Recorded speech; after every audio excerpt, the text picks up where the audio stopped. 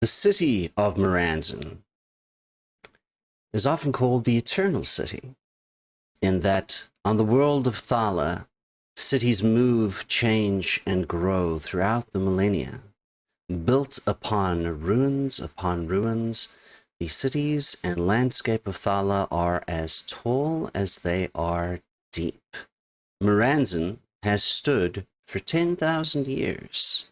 Whether this is due to the fact that it is nestled in the delta of rivers known as the Tears of Oxala, or due to the fact that the various guilds, which once made up different factions all across Thala, have made their headquarters in this city, who can tell?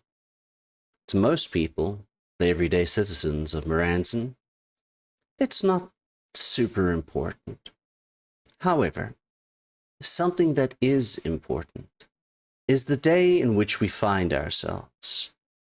Every year, in the 15th month, the City of Merranzen hosts the Festival of Remembrance. It is held to honor those that fell in the Great Plague, which swept through the world of Thala 2,000 years ago.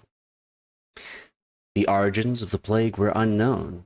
However, it seemed to decimate the dwarven and human populations exclusively, with the humans only barely surviving thanks to the help of the undying court of the Archfey, which, through a process of much researched magics, were able to stave off the death and provide at least a temporary cure to the humans in the form of becoming undead themselves as vampires.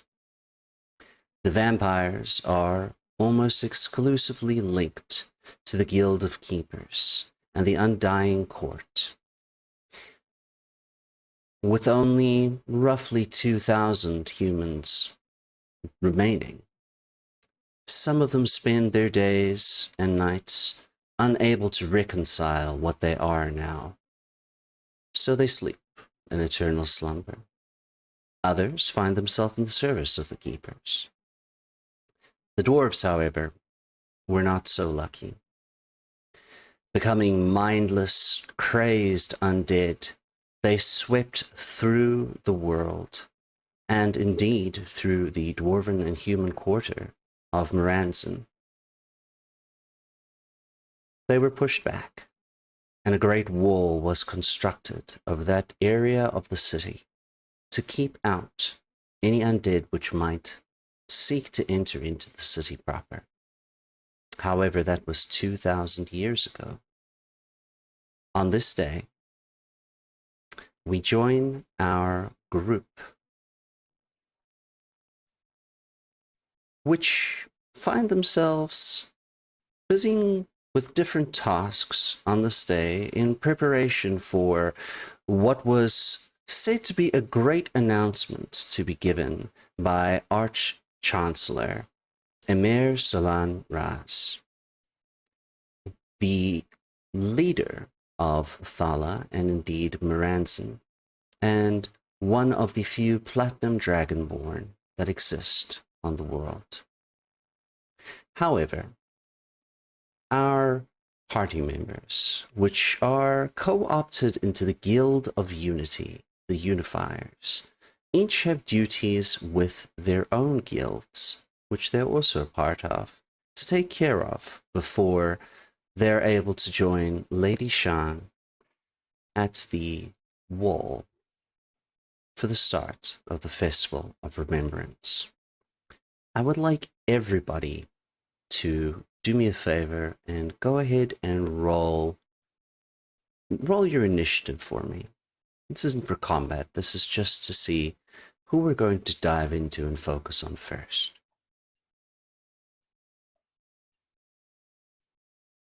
Got a mighty 3. All right. A 9. A 9. 19. Lucky number 7. 19 and 7. 5. 5. 17. All right. So, with a 19, we are going to zoom in to Tuxil and do Barley. Sorry, I had hiccups there for a second. All right. Tuxil and Do, you are members of the Guild of Growers.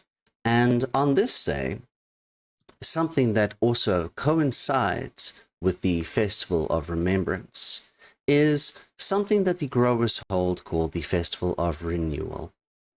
Every year, to bring a bit of hope and joy to the city of Merranzen, the growers make their way to some of the various different fields around the large city and enact some songs to revitalize the land and to generally ensure that harvests and crops are bountiful for the year.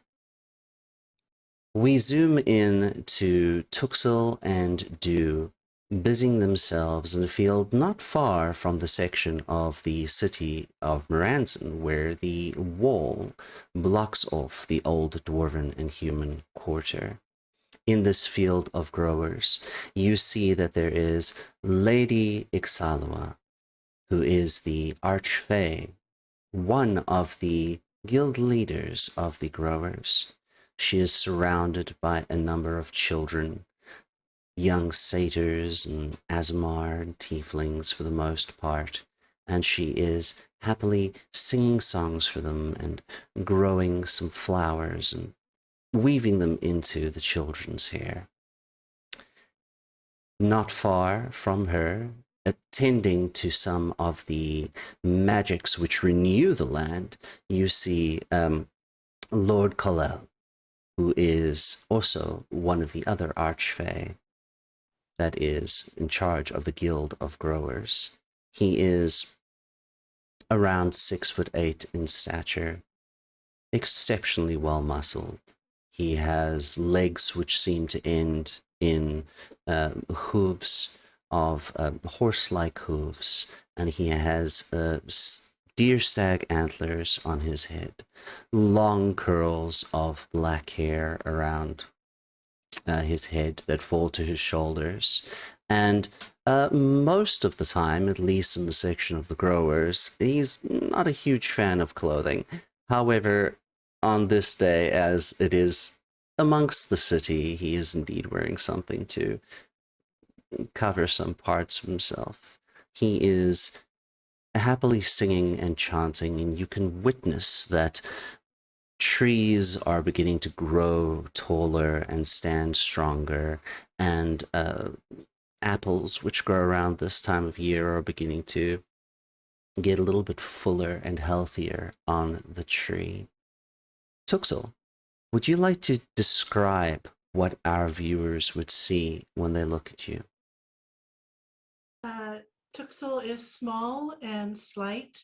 She actually has this sort of slightly grayish blue pallor. Her eyes are very large and dark. It looks almost as if she's stuck somewhere between a dragonfly state and a humanoid state, which is in fact the truth. She has large dragonfly wings that kind of fold out behind her when she walks. And she almost more sort of floats than walks. Why one would walk anywhere is beyond her.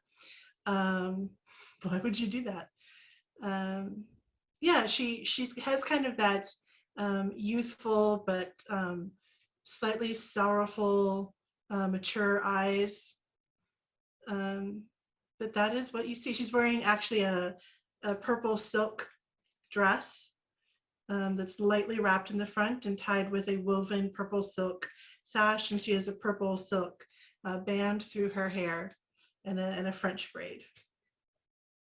And how about Dew? Yeah. Du Brawley has as a large Nazi, you can see that his skin is kind of like almost like a sky blue, and it kind of has like you see like the iron, like kind of like the light refraction off of his skin. It kind of looks like you're looking into like a lake's like a clear lake's water in a way. He has seafoam green eyes. He has his hair is like yellow, and it looks like it's made from what was it? A sea anemone's tentacles. There we go. And it's also tied in the back to keep his hair out of his face, on that like dreads all over it, and it'd be hard for him to see. And he wears his he wears his guild clothes to as he works, and his weapons are probably the most neat one of the neatest things about him, because his daggers are made out of shark tooths, and his weapons are made out of like sea life, such as the rapier that is made from a swordfish and such, and things of that nature. Fantastic. And the sea life that exists on Thala is quite different from what you might find on other worlds, as there are no bodies of salt water on Thala itself. Thala has only freshwater rivers and enormous lakes, no oceans, and yet they do have a great variety of sea life. Dew and Tuxel, how are you helping on this day in the preparations, this Festival of Renewal? What do you find yourselves busy doing? Is there a pond in this park? There is indeed, yes. I will walk over and kneel at the edge of a pond, and facing the hooved gentleman, making sure that he can see what I'm doing. I'll lean over the pond and start humming a little tune, and the hum turns into a buzz. And as I do that, dragonflies and damselflies and butterflies and waterflies all start to appear and start to dance around the lilies, and the lilies start to grow. Lord Kalel has a large smile on his face and works his way up to you with his sort of, how would I call it? More of a copper-toned color skin. His large, long, fey-like ears, and he has an exceptionally well-maintained beard, as most elven people on Thala do if they are of the male-presenting persuasion. And he sits down next to you and says, Tuxel, that was some good work. I see you're growing nicely here with us these past few months. I trust we're not keeping you too much from your homeland. I'm doing what I can. And doing it exceptionally well. And he holds out a hand, and one of the damselflies lands on it and has a look at it and lets go and flutter away.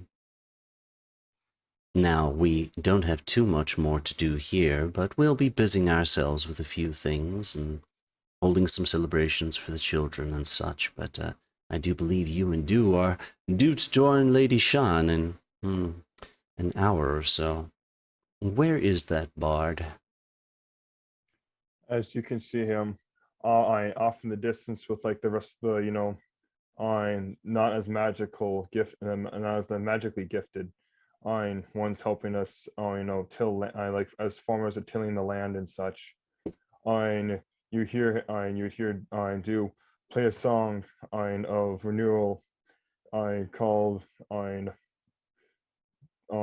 blooming roses inside I autumn's for third set second verse, and he plays it for them. And they you see them they get a boost of energy, and they feel like they get more of a pep in their step.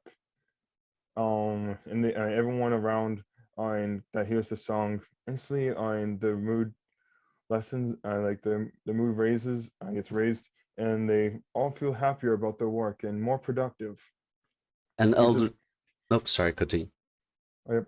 And after he's finished, he's like, "Come on, everyone! Remember, this is the fella's time to shine.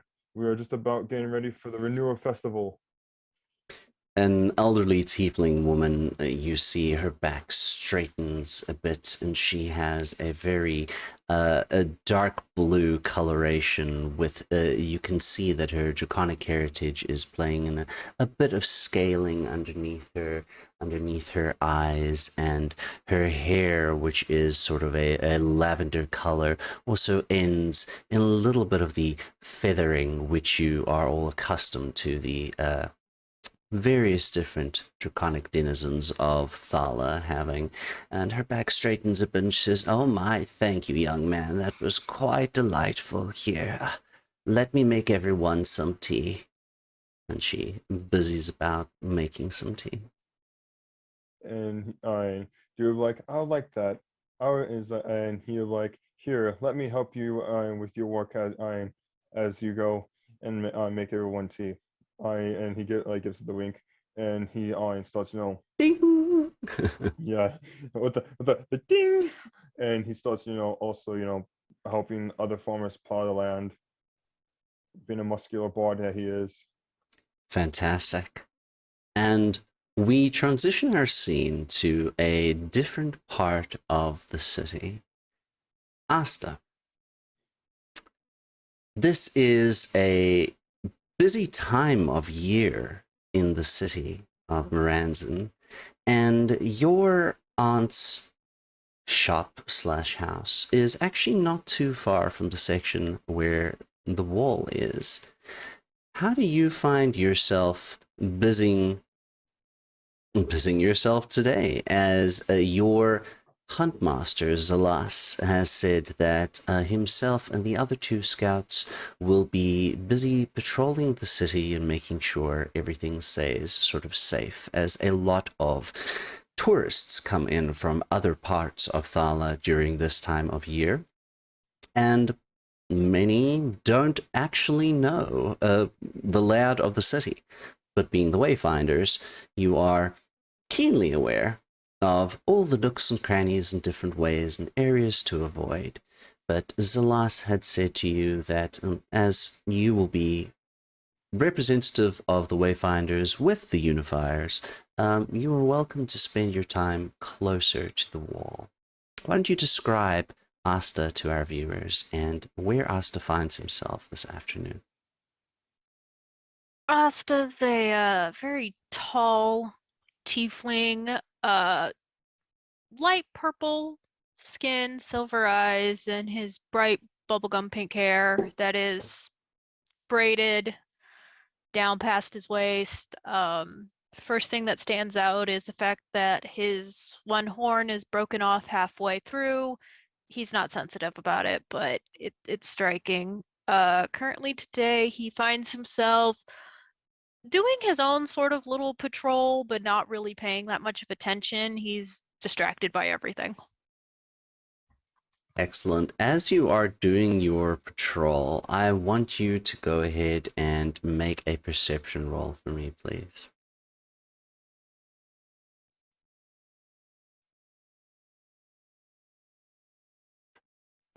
Is it 12? It's a 12. All right, it's a 12.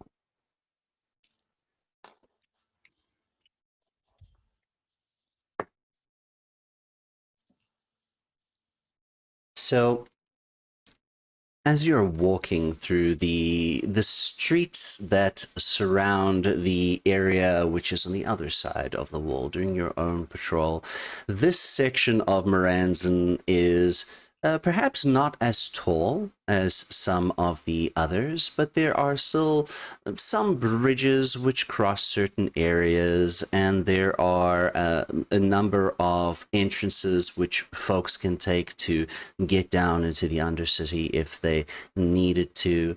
And you are perhaps particularly eyeing out a group of potential troublemakers when you feel something thud into your back.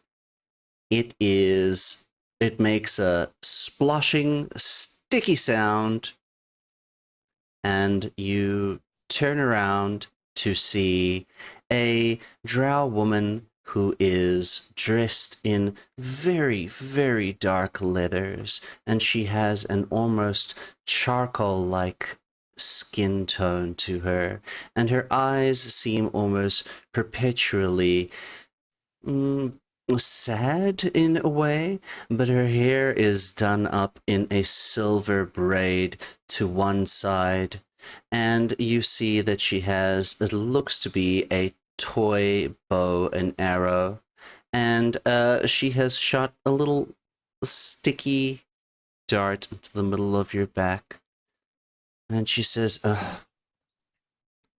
hello, Asta. This is your other scout of Huntmaster's Lass, the drow known as Aslan.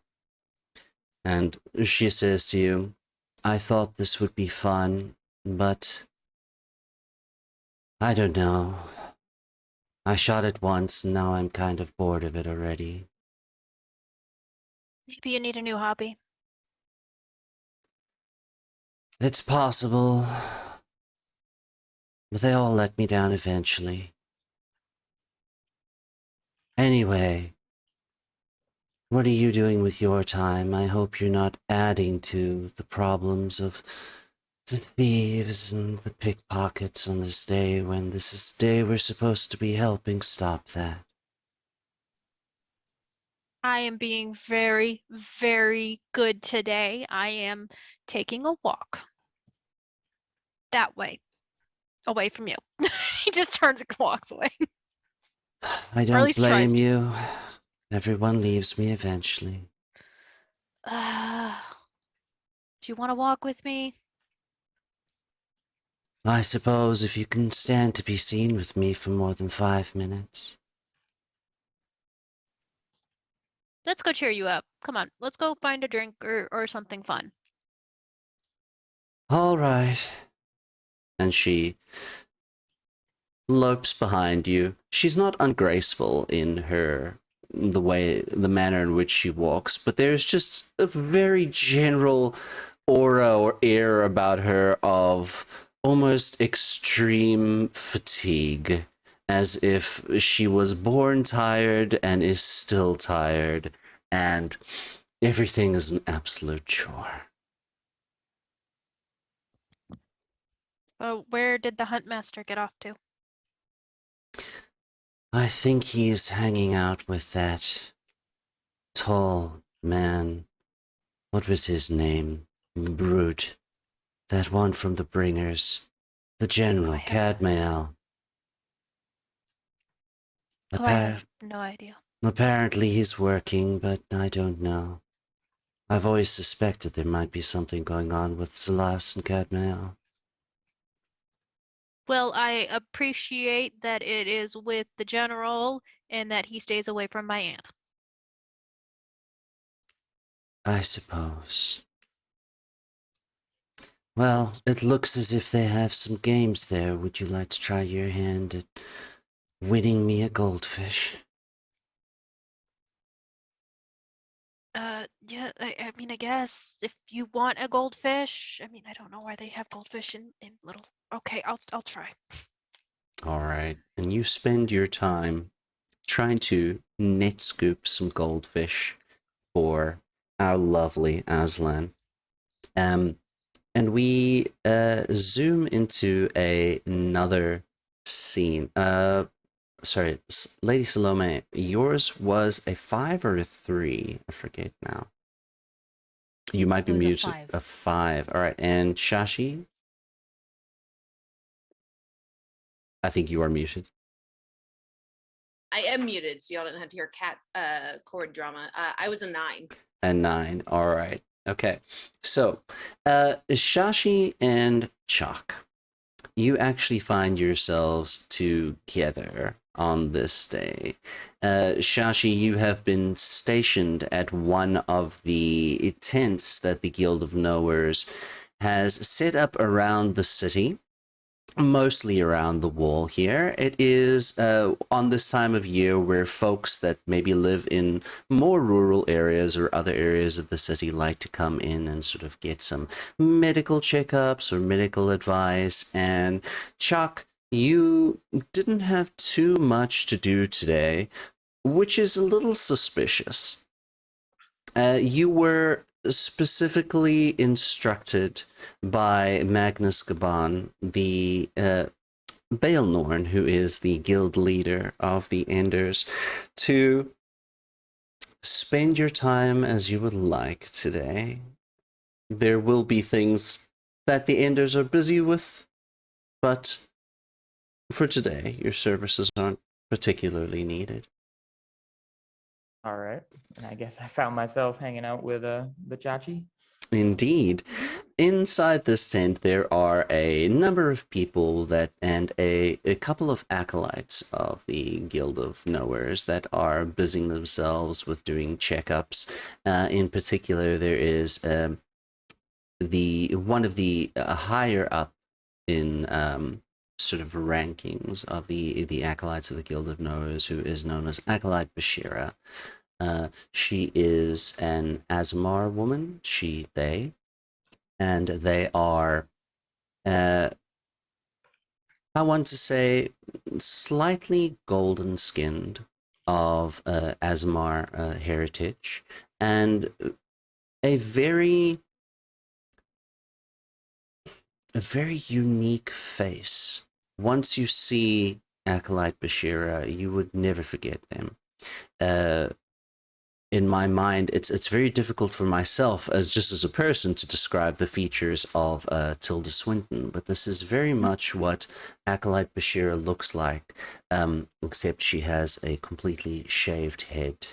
And you see that her draconic heritage manifests more in that her fingers sort of end in light draconic claws. And she is busying herself writing some reports. How are you and Chuck spending your time at this point? And would you describe what people see when they look at you? Well, when people look at Sashi, they see a gnome who is a little taller than your average gnome, a little bit stretched, perhaps not quite to the point of a full-on body horror issue, but they don't look quite right. They are slightly tanned. They have a long brown braid of hair with bangs. The most distinctive feature about them is their draconic heritage is manifested in a shifting mask of scales that cover their face that is usually sort of in the outline of almost like a theater smiling face. However, it does shift and move. But they are they're very calm and in control of their own body. Their movements are very purposeful and deliberate, even if they're not always that way with their voice and their words. Their body is very controlled. And so during this medical clinic that's been set up, Zashi's been very involved in helping the people that need medical attention, been very devoted to that. At the same time, they've been keeping a very close eye on Jacques. At some point, Zashi probably tried to get a sample of one of the spores growing off of Jacques for research purposes, and continued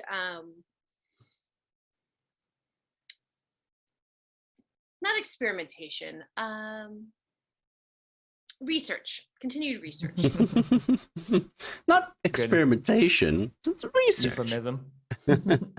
And how about Chalk? Would you describe Chalk for us to our viewers? Yes. Chalk is a pretty hefty satyr as far as satyrs go. He's probably 6 feet tall, 190-ish pounds for those who use those terrible American Imperial units. He's got white hair, pretty long, like in a big braid. He's got a little golden Ouroboros sort of snake eating its own tail nose ring. And the most striking thing of all is the fact that his left horn is cleaved almost exactly in half, as though some big sort of bladed weapon may have cracked him in the head, which is exactly what happened. And from there is a sort of mushroom sporing that sort of creeps and vines through his skin. It discolors his eye. It's growing out of his neck. It goes down his arm. It's very much heavily focused on the left side of his body. And he's probably not wearing too much clothes, as satyrs ought to do. And he's quite physically, muscled, powerful, but he definitely has, almost completely opposite of Chachi, a sort of awkwardness to most of his deliberate movements. There's always seeming to be like some sort of like, I don't know what to call it, a little hiccup in his movements. They don't always probably come off as graceful as it might look like they should. And he's usually got some sort of walking stick or something to that effect to sort of help balance out or hit people with, depending on, the need. And yeah, as far as, and his draconic heritage, probably mostly in his horns. They probably expressed mostly there. He's got a ring of horns that kind of crown his head on top of the kind of bigger ram horns that adorn his skull. And what is he doing? I imagine he finds it kind of quaint that everybody's so concerned with saving life, as he's one of the he's in the Guild of Enders, and his focus really is on sort of bringing it not to an end, but decomposition is important. However, he does owe a lot to Chachi, and he has a lot of respect for her work. So with his free time, I imagine he's there to prod and poke at her work, though, quite in respect of what she does and how well she does it. And as the both of you are busy with different work, Acolyte Bashira actually sits down and pours some tea into little glasses. She is dressed in a sort of longish, almost red and gold robe, but it is it's not ostentatious by any means.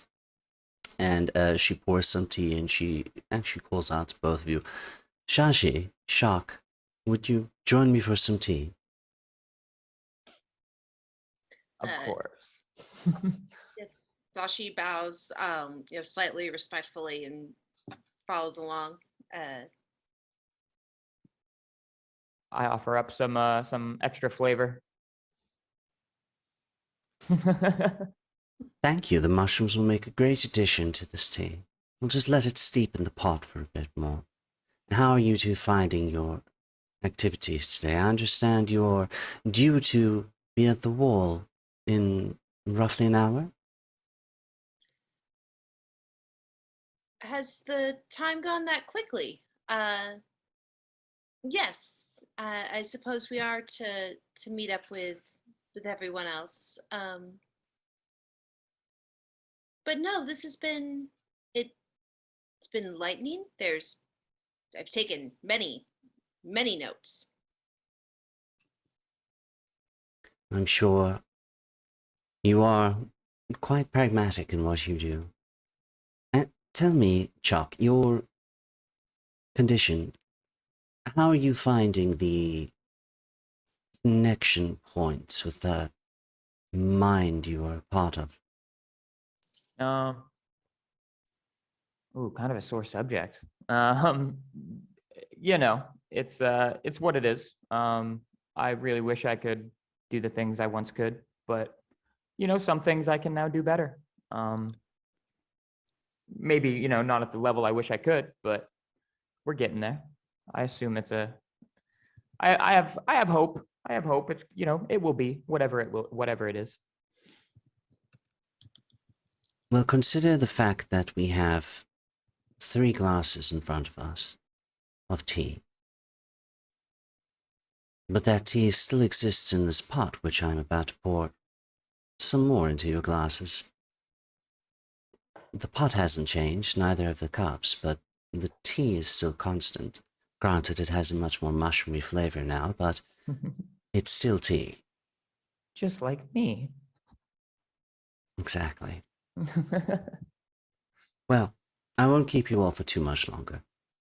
You should begin making your way. Yes, I believe we shall. Flashy finishes their tea and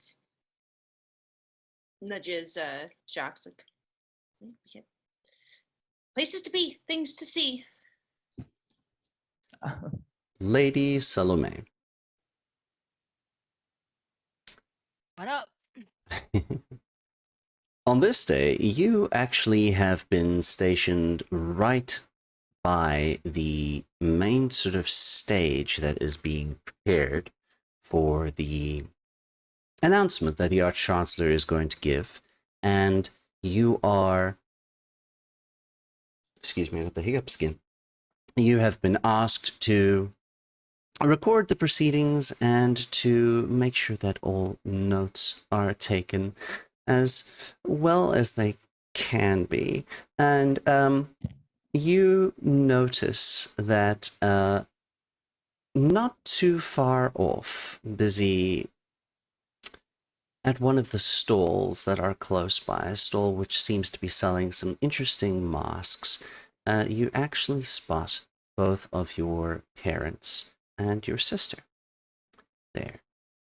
Before we get into that, why don't you tell us what people would see when they look at Lady Salome? Well, Lady Salome is wearing a warrior's outfit. Is what I can easily describe it as. Um, she is a bit short for a drow, but that's okay. That's not really the first thing people see. The first thing that people see is that she only has her right arm, while her left arm is sort of not present. She's never had a left arm, but that's okay. She doesn't really know what she's lost or lost anything basically, whatever. And she usually has a scarf covering her face. But today she's freely showing her face. She is at home. She is performing her royal duties, her guild duties. So her face isn't covered. But usually when she is performing royal duties or walking around not performing guild duties, her face is usually covered with a scarf. But today She also has turned her packed weapon, and I don't know if I can do this, into a moving pen, so she doesn't have to write with her hands. But that is what she has done with her packed weapon. I'm here She's for it. basically, thank you. It's basically a dictator. Basically, she's dictating to the pen, while the pen writes about what's happening. Because sometimes you use your magic for all kinds of things. Of course, of course. And um, your parents are not too far away, and you see that your younger sister sort of waves to you and to catch your attention. Ah, hello. You're here. Do you guys have your seats already? I say as I approach them. Your sister sort of bounds up to you, and how much younger is she than you? I forget. Maybe by about, let's say, 7 years. By about 7 years. All right, so Yeah. she's still definitely an adult, but she sort of grabs your hand and gives you a firm grabs your hand in her two hands, and she gives it a firm squeeze, and she's like, "Oh, I'm so excited, sister. Apparently, they're doing something new this year, something called fire flowers or some such. Isn't that right, father?" And your father gives your younger sister a nod and looks at you and says, "Yes, that's quite right, my dear. My friend at the Makers Guild has told me that there's supposed to be a display tonight. And how are your duties, daughter?" They're doing fine as always. I'm here to perform my duty, and that is it's going great. As you can see, I've made some changes to this weapon that I've accomplished to get, and it's basically doing a lot of the heavy lifting, you can say, for my job. Your mother replies, "That's quite ingenious of you. It's always finding ways to do something new. Well, Yes, I uh, I learned that from you, Mom. you give me far too much credit, my dear, and I will take it. Now, we are going to go and speak to, who was it, dear?" And your father pipes up, but, "Oh yes, Chancellor Roban, I believe, had some matter to discuss with us. Something about, I don't know, mines or some such, but we will be back in time for the ceremony." Well, all right. Do you need me to save you some seats? That is something I can do. "Yes, dear, that would be lovely, thank you." No problem. Have fun with your meeting with the Chancellor. And your sister and family sort of wave as they are moved off. Sometime later, all of you together find yourself gathered near one side of this stage that has been presented up against the wall. The wall itself is 70 feet high. It is intricately carved with the glyphs which make up the common language here on Thala, and each of the series of glyphs is the name of someone that was lost during the plague. At this stage, there are, depending on your heritage, not that many people that would still have been alive back then, but the records are exceptionally well kept by the keepers, and the current Arch-Chancellor, obviously, is very dutiful in that the position of Arch-Chancellor is always an inherited one, always amongst the Platinum Dragonborn, who were the firstborn on the world of Thala. And this gravitas of what happened here is very important to the city.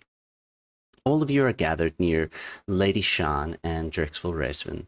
And Lady Shan, she sort of waves at you and says, "Oh, I'm so happy to see you all. Oh, I'm not entirely sure if we'll be needed for today, but have you been having fun at least?"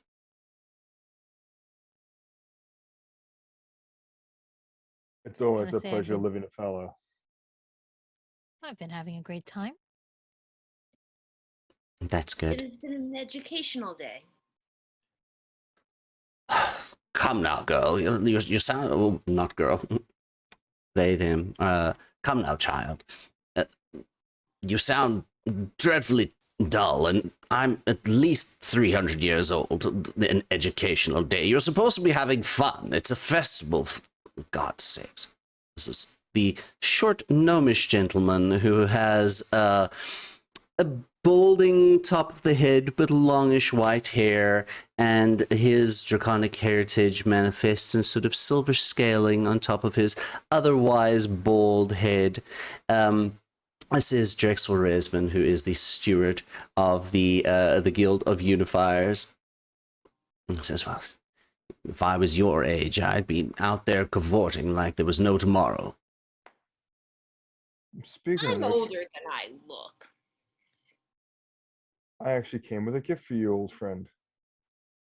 And he gives it to him, and he opens up the package, and it's a top hat. He goes, "Might as well dress up a little for the special day." It's got a little, dragon feather out of it.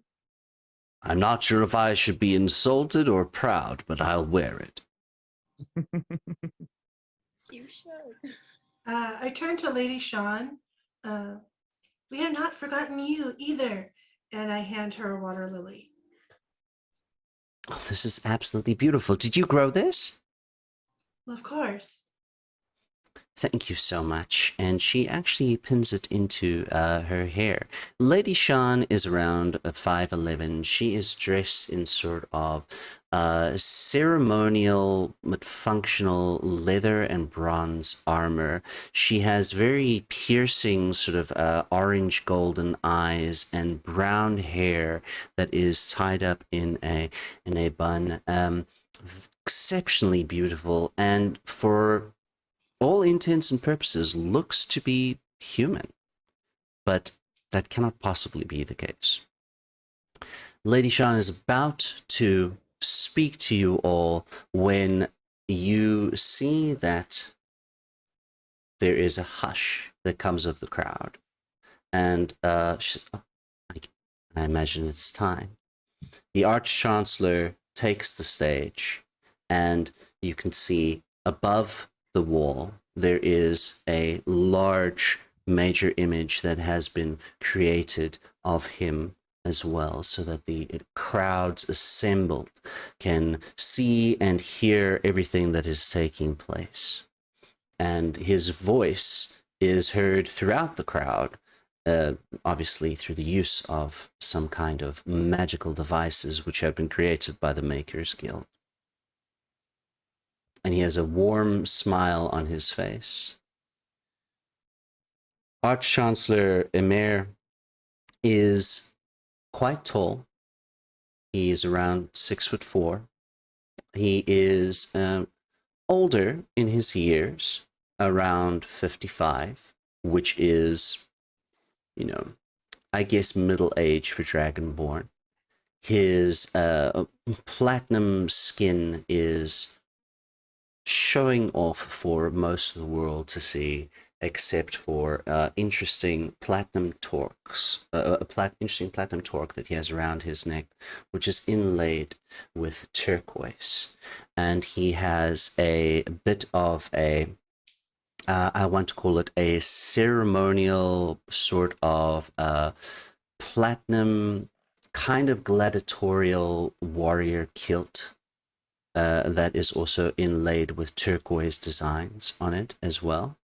And his hair is mostly feathered. And he holds up his hands and says,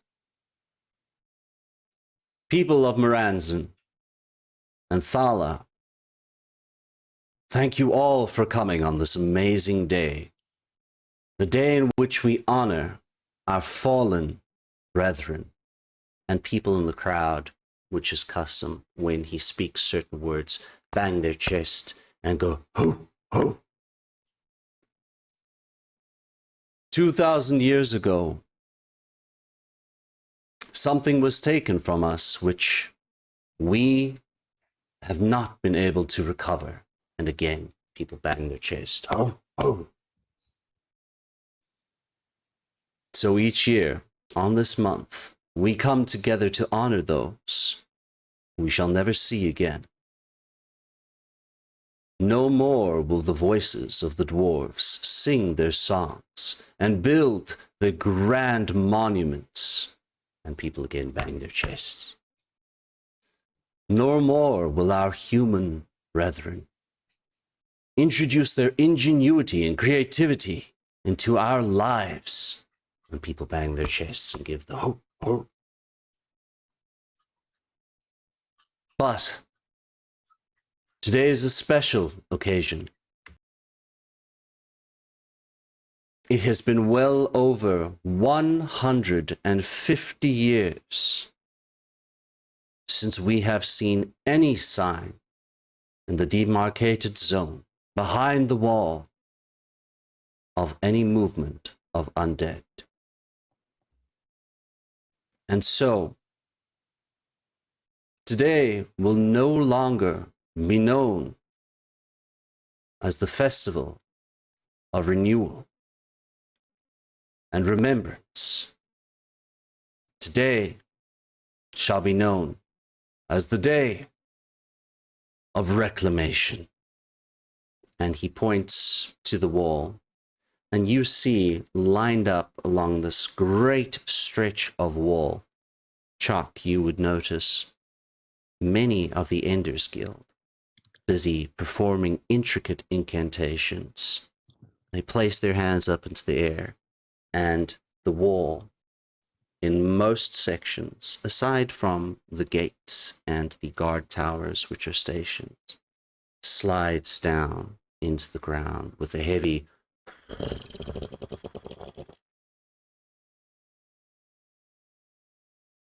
and cheers go out throughout the crowd, and Arch-Chancellor Emer says, "Today, we take back what was lost from us. Rejoice, citizens of Merranzen." And everyone is going wild with claps, and you hear some sounds which are kind of like, and in the air there's these fire flowers which Lady Salome's father had spoken of. There are oohs and ahs coming out through the entire cloud, and people are clapping. But then you hear more explosions. Not in the sky. Closer out into the city. In different directions. Cheers begin to turn to shouts of confusion, and eventually screams, as several buildings explode around you. And before any of you can even react, in the very field of growers which Dew and Tuxel had found themselves this afternoon, an enormous green light shoots up in a deafening explosion. Lady Shan looks to all of you and she says, "I need to check on that. You do what you can to help others. Make sure the fires get out. We need to figure out what is going on." And you see she shivers for a moment and then is gone. What would you all like to do? Sorry guys, they're gonna have. Sorry guys, but I'm gonna go check on the Chancellor as Stu like turns around and starts running to where the Chancellor was. All right. Yeah, I would probably wild shape and head as fast as I could to the garden. All right. You see, as you were not far from where the stage is, you see that the Arch-Chancellor has been surrounded by a number of different guards, and there seems to be a blue-colored protective barrier that has been erected around him. Is the Arch-Chancellor okay as I talk to the closest guard to me? Yes, it seems as if the Arch-Chancellor is fine, but as for the rest of the city, I'm not entirely sure what is going on. As you are all getting ready to take your actions here, go ahead and everyone just make a perception check for me. Oh God. Ooh,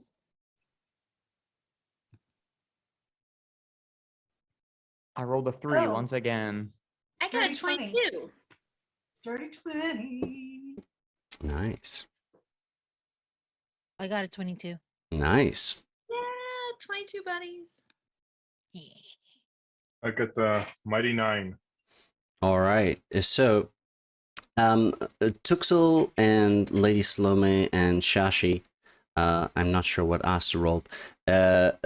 You all see, as you are beginning to start moving and do some things, that close to where your location is, where one of these buildings had exploded, there are fires that are raging, and it seems that you are hearing shouts and cries of people coming from where this building is, and you also make out just in the distance that there appear to be a group of armed individuals, cloaked and hooded in cloaks that are made of differing materials in bands of 3 colors: a sort of purple, an off-white, and sort of a burnt yellow. And they appear to be attacking people. Yeah, that's not cool. I think Zashi's first priority would be if there's any civilians around who look injured. They would want to try and help them before trying to deal with the attackers. All right. Any water around? Lady Salome would probably go straight to look for anything that seems hostile. All right. There are wells and such that are throughout the city, yes. So going behind Lady Salome and Shashi, I would let them go in front of me a little bit, and I would like to shape water out of the nearest well and try and put the fire out. All right. So, Chalk and Do, you do see that the rest, and Asa, you see that the rest of your party are sort of moving towards this area where there are fires. Shashi, go ahead and make, just make a, let's say, athletics roll Okay. for helping injured get out of the way. Oh, it's another 19 plus 5, 24. With your monk-like reflexes and the speed which you have developed through your intense training, you are able to quickly help a number of injured people out of the way. You can see that some people have burns on them. 1 or 2 of them actually have arrows that seem to have been shot into them, and you quickly gather them towards an area where you see that some of the other Noahs are also gathering sort of wounded to help bring them to tents and sort of help them out there. And are you all going to be making your way towards where the attackers are? Yes. All right. So Tuxil, you arrive slightly before, or at least a little bit. Well, not slightly. You said you were behind them. So as you all come up into view here, you see that there are appear to be a group of around 10 individuals. They are cutting people down. There are people firing bows. And Tuxil, you pull out some of the water and begin sort of dousing some of the fires here.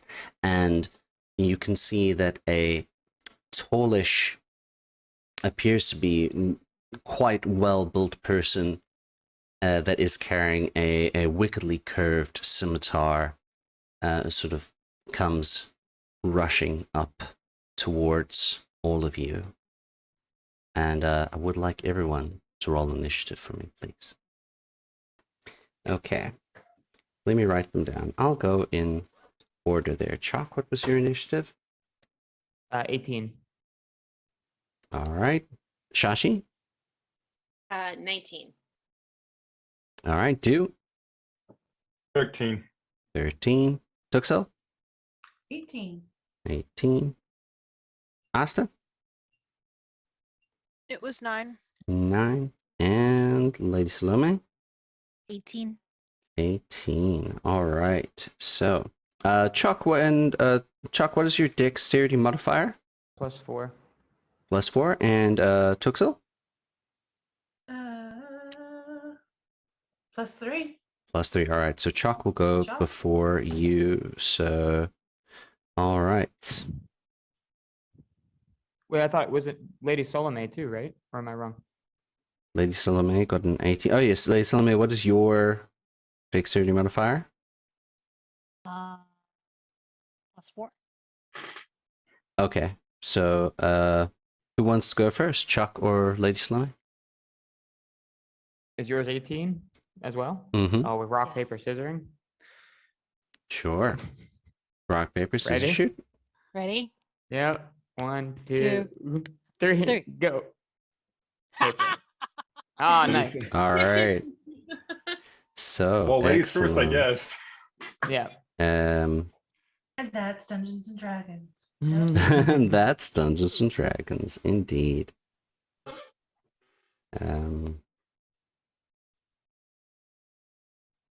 All right. Almost there.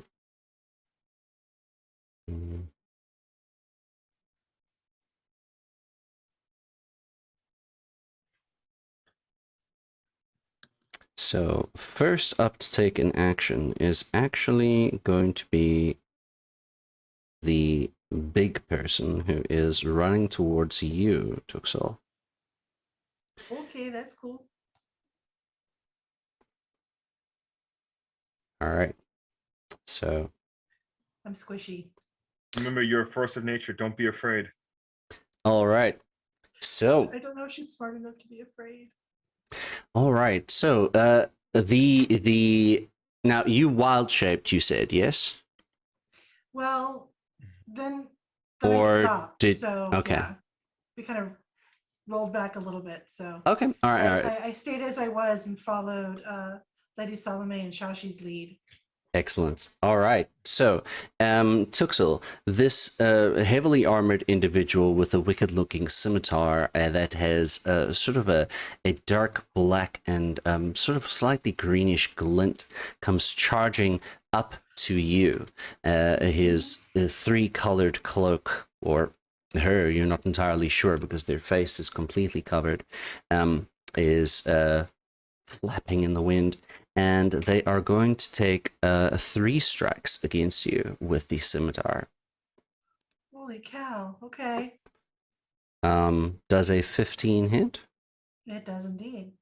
A 13? Does not. Okay, and a 15 again. So 2 strikes. So let's see here. Ouch. So the first strike hits you for 9 points of piercing damage Okay. and 8 points of necrotic damage. And make a Constitution saving throw. What is it against? You are looking for a DC 15. Well, I'm against charm, disease, frightened, or poison. So, or is it necrotic? It's necrotic. Okay. I'm sorry. You said which con? Constitution saving throw, yes, please. Yeah, that's a 4. A 4. All right. So you find that your maximum hit points that you can heal up to reduce by 4. Okay. All right. So temporarily, of course, but your maximum hit points you can heal up to reduced by 4. The figure takes a second swipe at you, but you manage to move out of the way just in time as they spin around and cleave you again, this time for 16 points of piercing damage, or slashing damage, I guess, sorry, and 10 points of necrotic damage. Make another Constitution saving throw. Okay.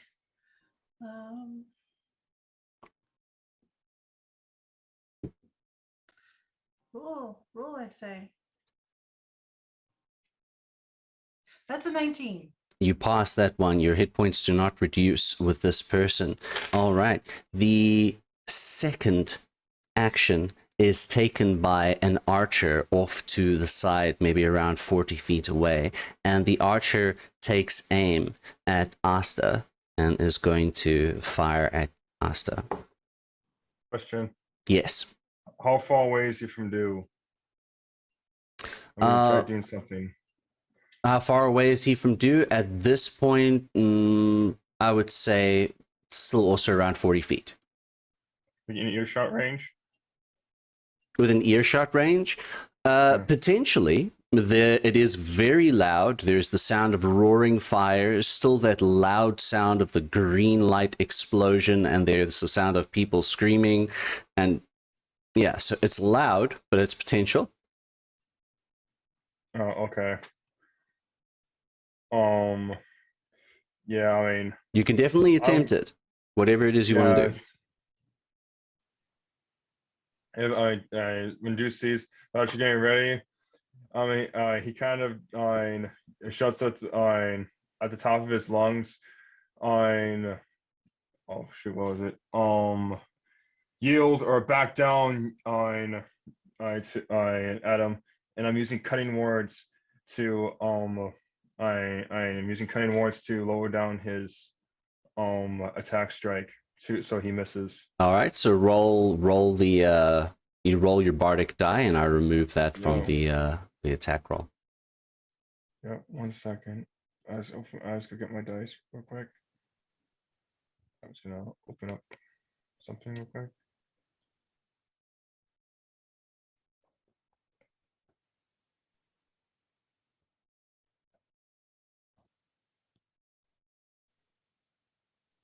He rolls a d10. He got a natural 10. Good luck with that one, buddy. So the archer, again, similarly clothed, but the materials that make up the cloak are very different. They attempt to take aim at Asta, and Dew's words cut through the noise that is around just enough to throw off the archer's aim, and the arrow goes sort of whizzing by Asta's head. So now we have Chachi, you're up, and then Lady Salome, you're on deck afterwards. What? All right. I am going to how far away is the big guy away from me? Not too far, because Tuxil was a little bit behind yourself and My movement's Lady 45. Salome. I can get to him, right? You can definitely get to him, yes. We can't hear you. Oh no. I can hear you. Not- Oh, there you go. Oh, Okay, now cool. we can hear you. Adrian, we couldn't hear you earlier. Yeah. Okay. I was like, oh, I didn't touch anything. What did I do? But yeah, I mean, I'm close enough that I can get to him, right? My movement's 45. Yes, you can. You can definitely get to him. Excellent. Then I am going to do an unarmed strike against him. Yes, so that is going to be a 20 to hit. That hits. All right, and so that's only 5 damage All right. for that. But then for my bonus action, I want to do Flurry of Blows. I'm going to spend that key point, Go ahead. and that is a 11 plus 7 is 18. Yeah, that Second hits.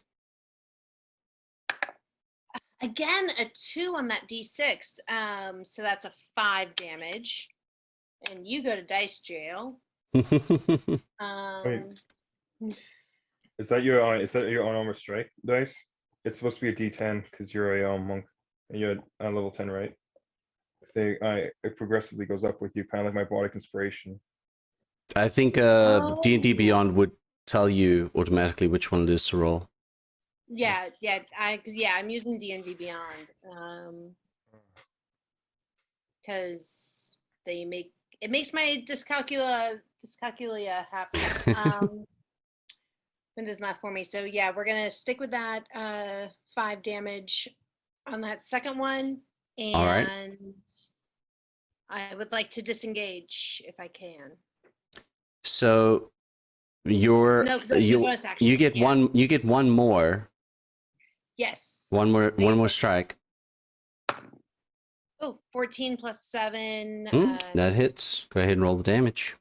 All right, new d6. Again, a 2. So that's just another 5. So that's 15 points total. Are you going to at all try and stunning strike this person? Oh, yes, thank you. You are a kind and generous DM. And so hold on. You don't even need to worry about what the save is because I rolled a natural 1, so he is stunned until the start of your next turn. Excellent. All right, which means the strikes against the big guy will have advantage. All right, so Lady Salome, you are on deck, and then Chuck, you're up after. All right. So I'm gonna do an Eldritch Blast on this big one that's stunned. That's what I'm gonna do. All right. I believe I'm at this gonna roll level it. you should have two blasts which come out. Yeah.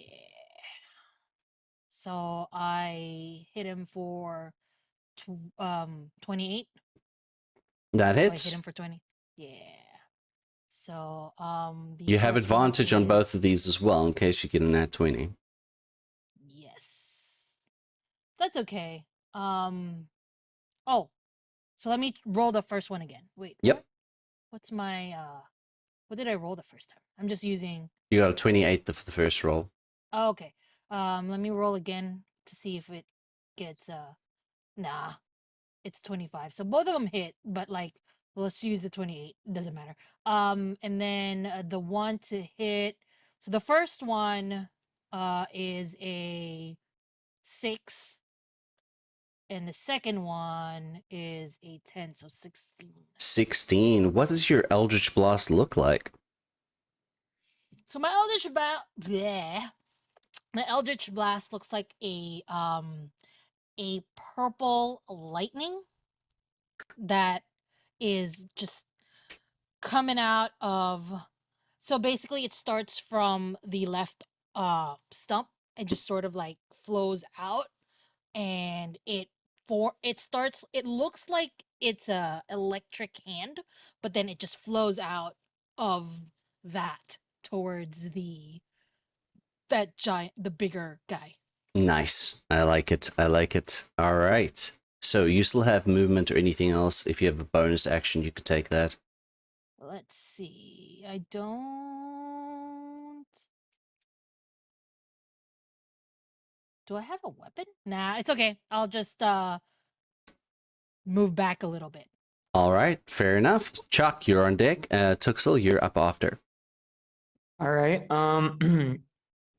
Chalk would probably be pretty upset about Tuxel's pain and damage. I think so. The big guy's still standing.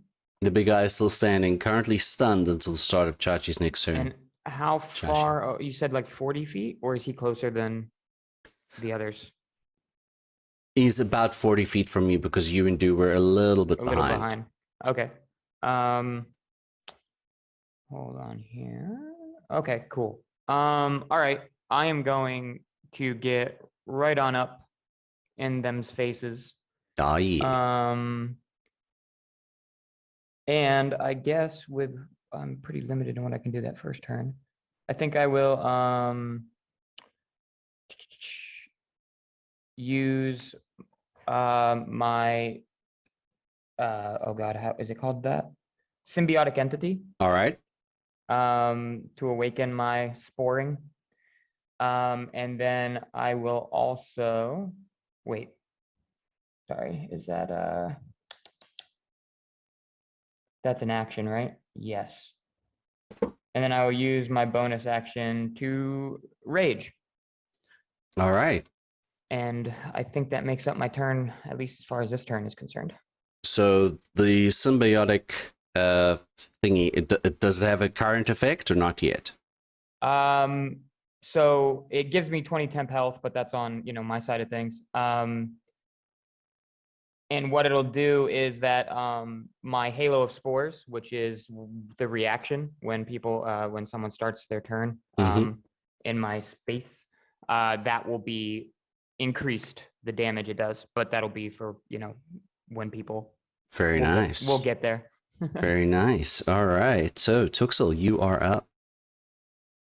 Yeah, so you said there's other baddies coming, and there's like an archer dude. And There are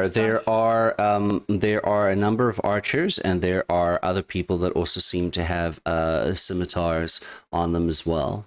But from what you can judge here, it's difficult with the mixture of firelight, etc., to see if theirs are the same as the big one in front of you or not. Okay, so towards what I perceive to be a threat, I'm going to go into my component bag and take out a skunk tail and a rotten egg, smash them together, spin it over my head, throw it at them, and cast Stinking Cloud. Stinking Cloud, all right. Stinking Cloud. Each creature that is within the cloud, and I think it's a 90 foot, 20 foot radius. I don't know which that means. But they have to make a Constitution saving throw against poison. And even on a failed save, the creature spends its action retching and reeling. A 20-foot radius. Okay. So I think I can throw it 90 feet, but I think it takes over 20 feet. Yeah, 20-foot radius. So it's like 40-foot diameter. Gosh, you're gonna get a lot of them in here. You'll be able to hit at least 6 of them just with your careful positioning. Shachi was quite good in getting the people who were injured out, so you don't have to worry about civilian casualties here. All right, so a con save. What is your spell save DC? How do I figure that? I've never used a character with spells before. How fun is that? It on D&D should. Beyond, it should tell you. Where does it tell me? I'm scared to change windows right now. Yeah. If you click on spells, it says save DC Yeah. up at the top. It's a modifier spell attack, and it says save DC. Or on top after you hit spells. Got it. Haha, technology. It's a 14. Okay, the first 2 fail. So let's see. Poison. Fail. Sticky poison. Success on the 3rd one. Failure on the 4th one. Just wait for it to touch the fire, then it ignites. And Success on the 5th one. Hot. And a failure on the last one. So you got 4 out of 6. That's good. So what are the effects on those who fail? Do they take damage as well as spend their turn retching? Oh gosh, open.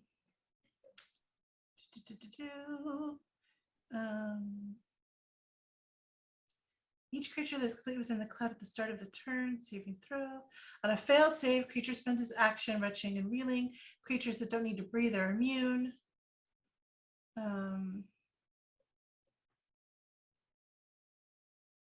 But no damage. It's just they're like, no damage. they can't do just- anything. They have to just they spend their can't do time anything puking, else. basically. For about 4 rounds. All right. So For it's about slightly 4 better. rounds. Yeah, slightly better. Natasha's hideous laughter. Excellent. All right. So you cast the spell, and the sickly green, really stinky cloud emanates in one corner, encompassing about 6 of these assailants because the 40-foot diameter is really large. And a lot of them just start coughing and gagging and throwing up. But one of them, well, 2 of them seem to be unaffected by this. So we skip 2 of the people because their action is just so rich. One of them is who's unaffected, seems to have a saber. They are going to take their movement, and then they are going to use their action as movement. And then they will use a second wind to get an attacking action here. And they are going to try and attack Lady Salome. What is your armor class? 16. All right, that is a miss with the scimitar, which from your distance you can see it just appears to be a plain scimitar. It sort of strikes against your armor, but you are quite deft in moving out of the way to no effect, which brings us to Asta's turn.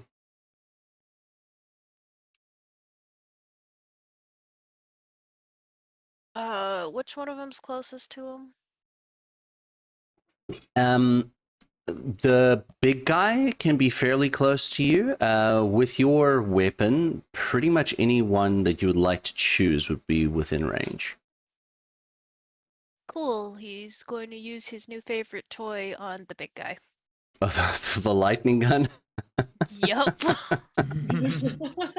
Is this just a flat roll? Yeah, so you roll it, and then we decided that yes, you're proficient with it, so it's dexterity because it's firearm based. So Well, I wasn't sure if he was still stunned, the big guy. oh, the big guy is still stunned. Yes, so you get advantage on this.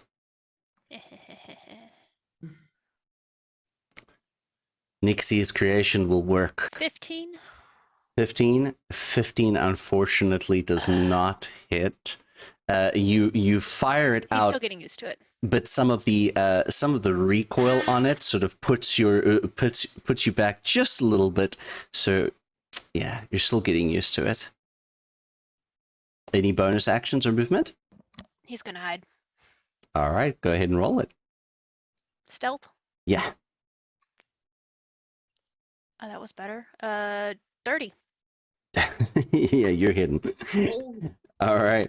The person whose turn was next spends this turn coughing and gagging. Question. Yes. With him starting he's within 10 feet of me, right? Oh wait, no, sorry. You're not at the big guy yet. Yeah. No, Never mind. not yet. Ignore me. Yeah, so now we're on to one of the others who appears to be an archer, which was unaffected by the stanky cloud, the cloud of stank.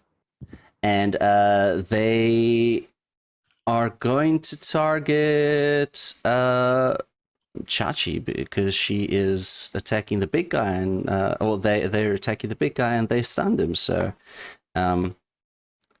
what's your armor class? My armor class is 16. Okay, so 22 hits. All right. But I can't. Oh, well, no, it would have to be on my turn. A reaction to deflect missiles is a thing, yes. Yeah. Are they giving me a ranged attack? Yes, they're shooting an arrow at you. Then yeah, I absolutely want to do the deflect missiles. All right. So they rolled a 22, so just see how the deflect missiles works there. Reduce the damage to take. Reduce damage to.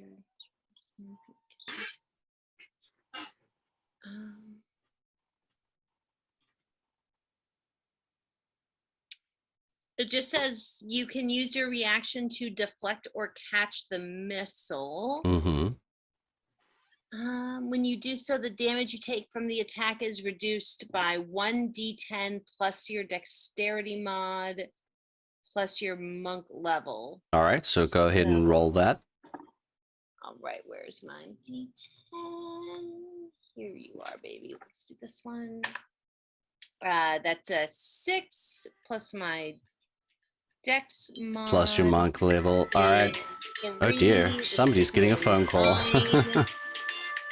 And my monk level is another 10. Yeah.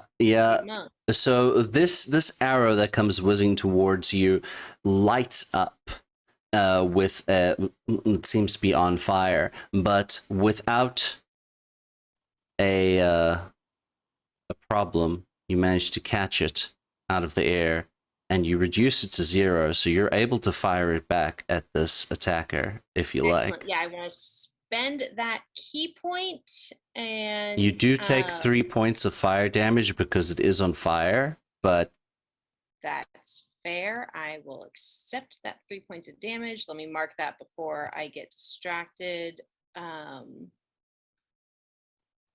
So you make an attack roll with your dexterity modifier and proficiency bonus. All right. You have been a good d20. 9 plus 4 is 13, plus another 3 is 16. That hits. All right. So yeah, so go ahead and roll a d10. Maybe not that one. Let's do this one. Oh yeah, that's 10. Okay, I don't even need to, with your bonuses and the fire damage and everything, you catch a flaming arrow. Why don't you describe to me exactly how this looks as you throw it back and kill this person with their own flaming arrow? So, Shashi is still in that moment where they have stunned the big guy, and then whipping around, just full action movie hero, grabs the arrow mere inches from their face. It's on fire, but they do not care. Flips it around and just chunks it back. And that flaming arrow drives straight into the notch of their throat. And their entire neck and then top of their torso just starts being engulfed in that arcane flame that was lighting the arrow. That is sick nasty. All right, fantastic. There was an archer standing next to this other archer, which has just seen their companion's neck melt. They turn around and begin running away. Which brings us to the top of the round. I didn't go. So Shashi, the guy is not stunned anymore. Oh no, it's still stunned. He's still stunned. Can't do anything. I didn't go. How'd it go? Oh, he No, did I didn't not go. have a turn. Oh, you didn't go. Oh my goodness. Where is your thing? I had 13. No, I see what the problem is here. All right, you were supposed to go before Asta. All right, I'm sorry. Yes, so you should go. Okay. My bad. Yeah. Oh, good, man. It happens to us, the best of us. So, wow. Oh, I just took my turn now because now it's confusing. If I decide to interject in timey-wimey stuff. It's So, yeah. it's all happening, combat wise, Yeah. simultaneously ish. So it's all good. Yeah. So I mean, dude's gonna like run past the team because there's like there's like 5 or 6 people being the snout out of one dude. So he's gonna run past them in his 30 feet, teleport, use Misty Step, and he'd be behind one of the archers. It was like you chose the wrong day to you chose the wrong day to make a fool of yourself. And he's going and as he looks behind him, he's gonna stab him with his rapier. Go ahead and roll it. You teleport behind one of the ones that is out of the cloud. So there's no issues there.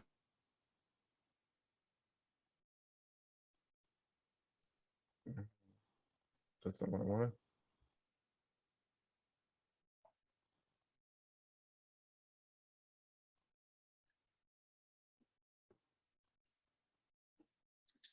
Stabby stabby from the bard. Yeah, it was 6 points of damage for a 13 roll. So you rolled 13 to hit? Yep. All right. You teleport behind this archer, but they feel sort of like the disturbance in the air behind them and sort of dodge out of the way as you swing at them with the scimitar. Nice. All right. Any bonus actions or anything you'd like to use? No, my bonus action is me teleporting. Ah, okay. Yes, Misty Step, of course. All right. Yeah, I'm good now. Thank you. So we're back at the top of the round. The big one is still stunned. The archer that Du was attacking is right there. So they drop their bow and they pull a dagger out, and you can see that this dagger is also sort of has this dark gleam about it, and they are going to try and stab Du with this dagger.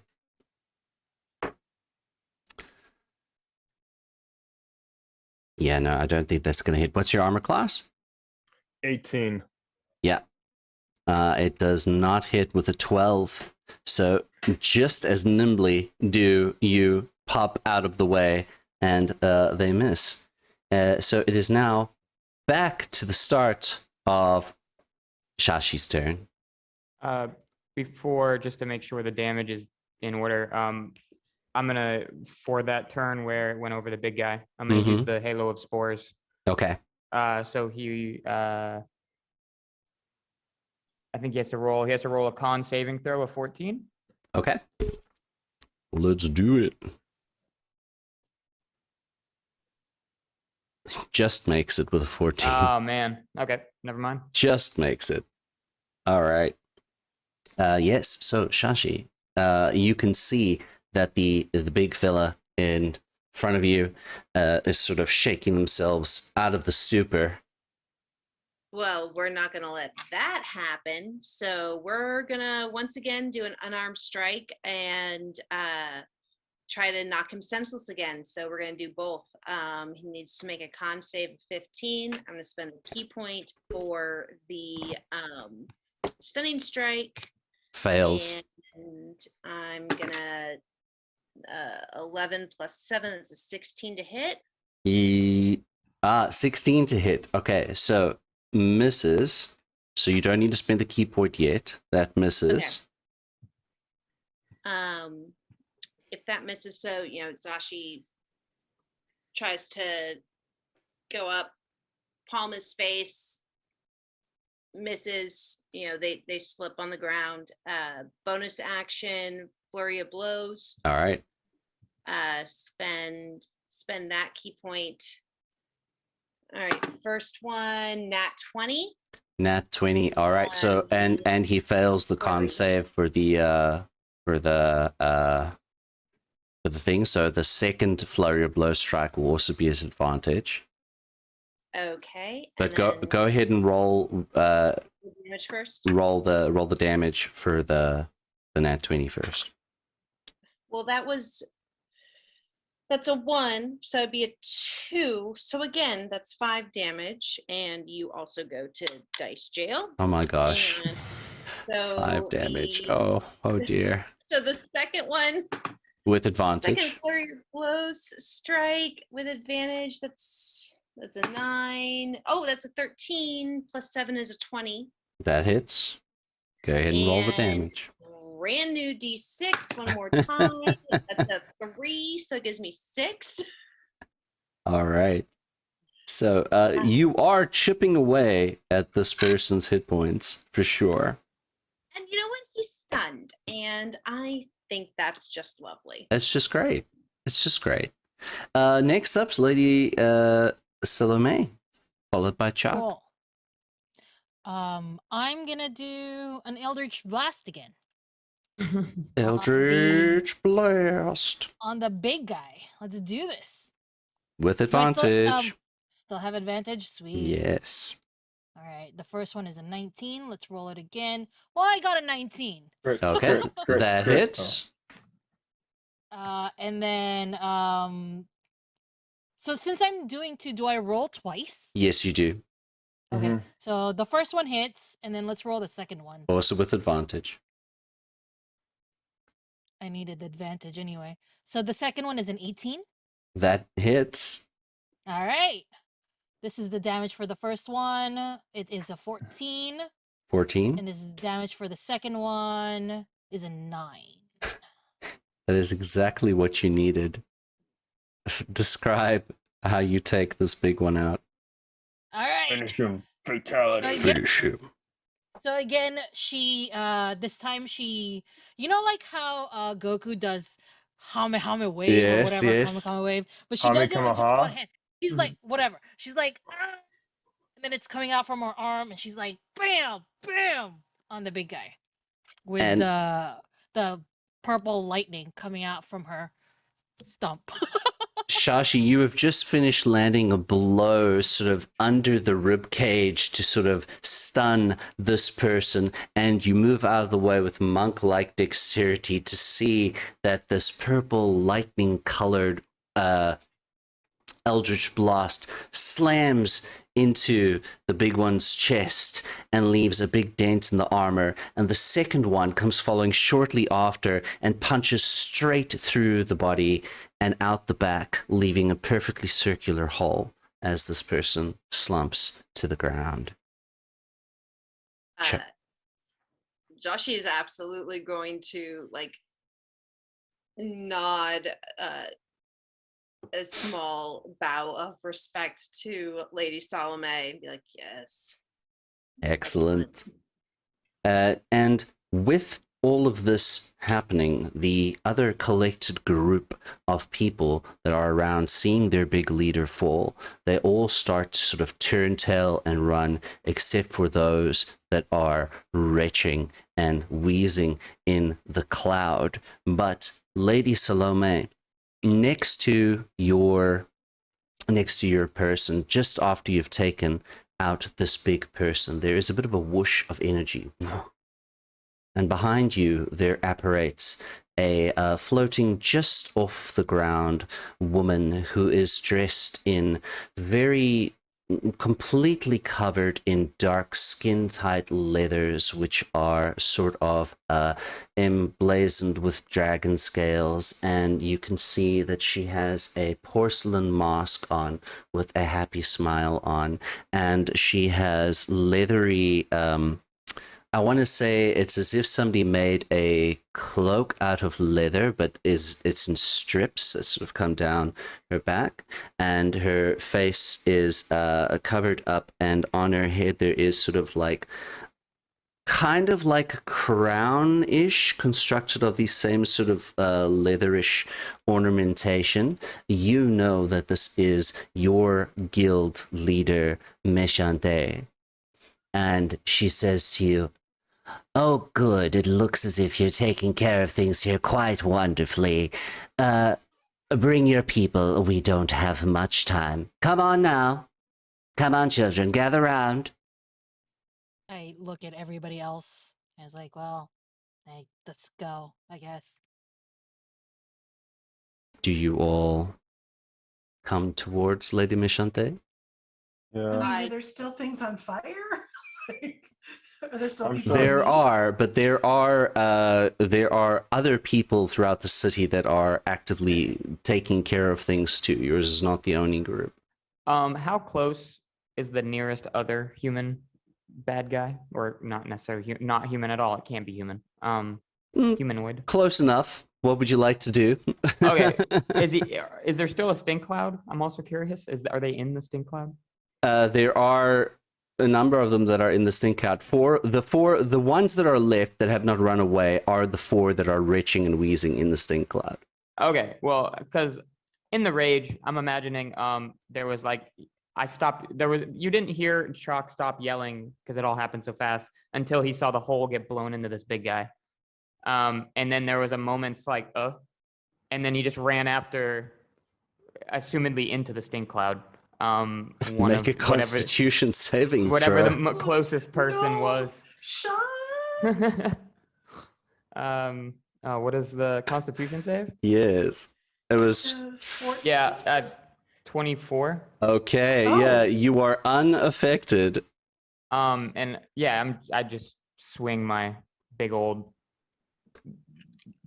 mushroomy axe thing at the nearest thing. Describe how you mutilate this. I This imagine being. it's a good vertical bisection. Is that what they call that? Yeah.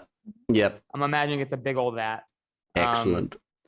And just curious, Mhm. maybe I wouldn't notice it. It would be a bit of necrotic damage. Would I notice there to be any like resistance in them, like from the necrotic damage? You can make a perception check if you'd like. Dope. A 3. I keep getting 3s, so no. It's hard to tell. You're all raged up, and Perfect. you're slowly becoming aware that you are in this giant stink cloud, and maybe that's not a good idea. Yeah, I got my blood. I'm happy now. And you hear Lady Salome calling all of you to her. I will return. Head held low. Joe would like, he would like slap he would slap the dagger out of the one guy's hand. And he goes, "You're not leaving with that." I was like, "You're coming with me." Oh. The dead one? No, he was with me. He was fighting with me. Remember, he was an Yeah, archer. the That dropped his archer. snow. Oh, the archer. Yes. Yeah. Okay. So Oh. they were attempting to run away. So are you going to try and knock them Make a out or stab grapple. them from out? You want to grapple? Okay. Yeah, I'll grapple. Okay. Make a strength check. Strength athletics. Prisoners are good.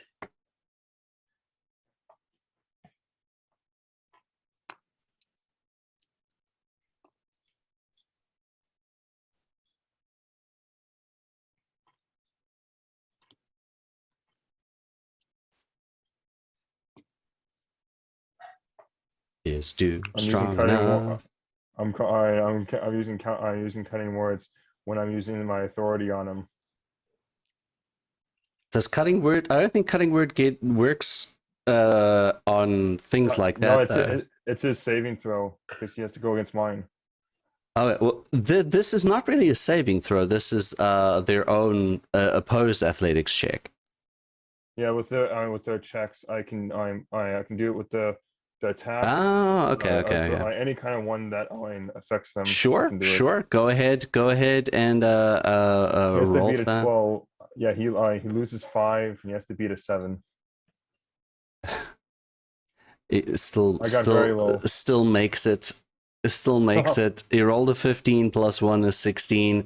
Not super athletic, but they still, in the heat of the battle and everything, they manage to slip your grasp and kind of begin running away, and they get lost in a maze of buildings and firelight, and sort of they flip you off as they are running away. Oh, and dude, like, puts his sword away and flicks his eye out his coat, his coat, and he's like, "Well, fine then. I remember your face." And he'd start walking back to Le Salome after he picks up his he kind of kicks up and grabs his crossbow, and he's like, I'm gonna confiscate this. Excellent. All right. Returning and gathering up around the floating figure of Meshande, she's like, hold hands, we don't have much time. Okay. And do it also pick up the scimitar that the one was using. He goes, I'm gonna have the Noahs look into this and go with them. Excellent. All right. As you all I present my hand to somebody next to me, and then my shoulder to the other person. Can't really hold hands. And do it just put his hand on your shoulder and just give you the nod. I walk up all stinky. Tuxel would make sure that she takes Shock's hand because she feels a little responsible for his stinky. I do it also hold on Shock's hand and then use prestidigitation to make him not stinky anymore.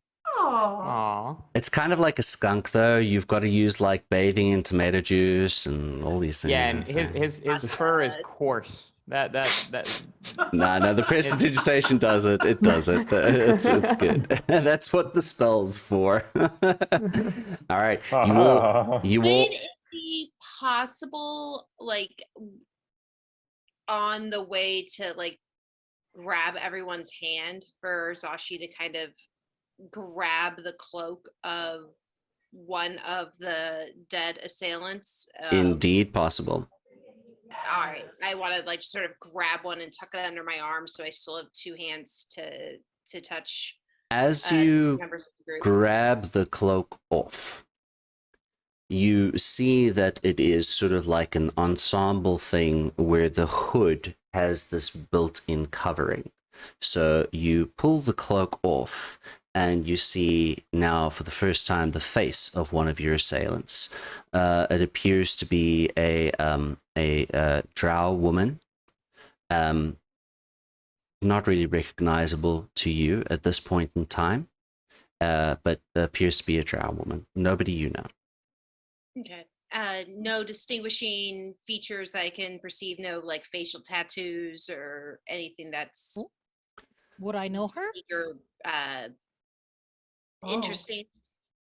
I mean, there are a lot of drow and Thala in Merranzen, so the odds are there. If you want to make a perception check, you can both make perception checks for me. I'm gonna make a perception check. 15. Ha! It's a natural 20. Oh, nice. And I got Plus an 18. 4, 24. An 18. So what sticks out to you, Chachi, is that this person, you do not recognize them, but what you do recognize is that her features are very fine, very well kept. Very, very well kept. Lady Salome, to you, you notice that this is the third daughter of Matron Fowler of House Menzan.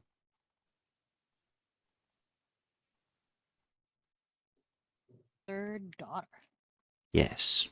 In the heat of battle, the name escapes you for the moment, but you recognize that she is of the nobility. Okay.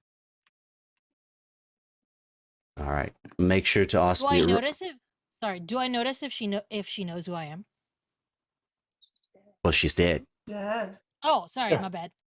Yeah. So you Aw. can Well, I guess not. I guess, right? No, so no, I guess, yeah. take. Well, the answer is no. I can't speak with spirits. 'Cause I mean, want to you ask if can't- She knows me. You can Wait, later. wait. I actually have talk to death. Wait, can I do that? Speak with dead. Yeah, I have that. You Take can, note of that. however, this is something that This is a good tension moment in that your guild leader has said we don't have time.